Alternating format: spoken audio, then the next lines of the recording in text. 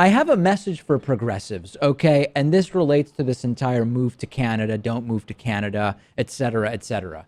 Progressives need to be as strategic and pragmatic as possible now going forward into the 2017 gubernatorial elections, the 2018 midterms, the 2020 election census and following redistricting, and the 2022 election. We've already talked about the National Popular Vote Interstate Compact, which is the idea that instead of states voting electorally for the winner within their state, they would instead agree to cast their electoral votes for the winner of the popular vote. Okay, we talked about that yesterday. I'm not going to rehash it now. Check out that segment on YouTube if that's interesting to you.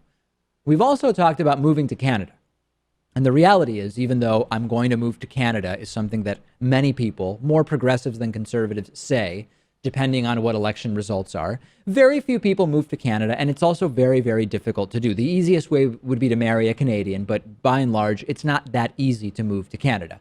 There's another idea which I think makes a lot more sense if you're in the camp of those who would be willing to move because of election results.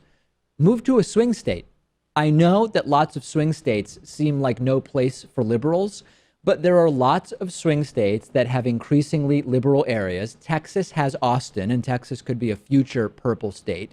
Georgia has, I think, Savannah and Athens are sort of liberal. There's also Atlanta in general. Big cities tend to be relatively liberal. Another possible future swing state, but we also have current swing states with nice areas. In Florida, I love Miami and Miami Beach. In North Carolina, you've got Asheville and the Research Triangle. Wisconsin has Milwaukee. I've never been, but many friends say it's really a great spot.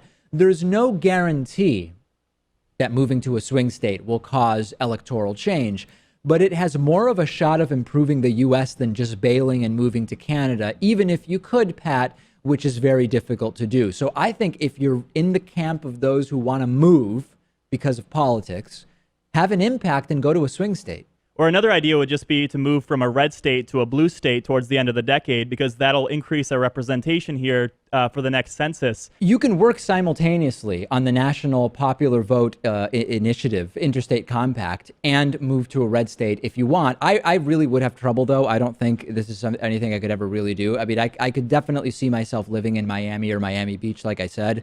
Lots of the other places I mentioned, I don't really see myself living in. But I also don't see myself living in most of Canada, other than Montreal, Quebec City, Toronto, and possibly Vancouver, although I've never actually been. I think that when people react emotionally and say, if X happens, I'm moving here or there, sometimes it's not really taking seriously the magnitude of what it is to relocate. As someone who did it when I was 5, and it was in many ways very difficult and very traumatic. Of course, I had the language barrier, which wouldn't exist if you moved to Texas or North Carolina or wherever. I think sometimes we have these emotional reactions and we're not really considering it for what it is. Although there are always some people who do move to Canada after an election. My question would be, how many of them were already sort of thinking about moving to Canada regardless of election results?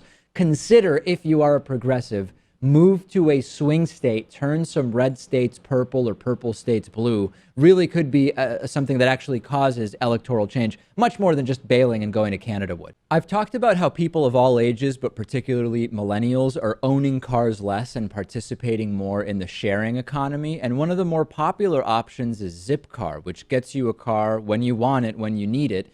They offer all sorts of cars, SUVs, hybrids, whatever you need. It includes insurance and it includes gas. You just pay for the time that you actually use the car, and you can reserve the car online from your smartphone over the phone. Then you unlock it with your Zip card. Each car share member reduces their personal CO2 emissions by between 1,100 and 1,600 pounds per year.